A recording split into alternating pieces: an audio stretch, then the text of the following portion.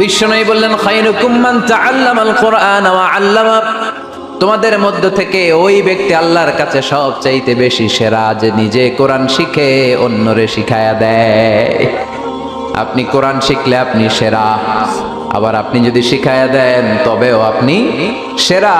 এজন্য কোরআন শিখানোর চেয়ে শ্রেষ্ঠ কাজ হয় না। আপনি যদি কাউরে শুধু সূরা ফাতিহাটা শিখান, কোন সূরা, ওই লোক যতবার জীবনে সূরা ফাতিহা পড়বে তার একটা পার্সেন্টেজ সওয়াব আমলনামায় আপনার আছে না নাই?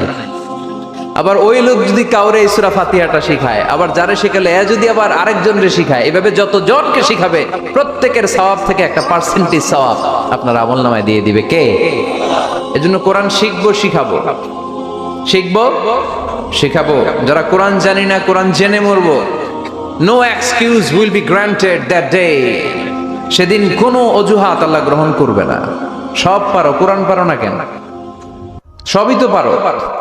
হিন্দিতে কথা বলতে পারো, ইংরেজিতে কথা বলতে পারো, কোরআন পারলা না কেন? কোনো মাফ করবে আল্লাহ? না।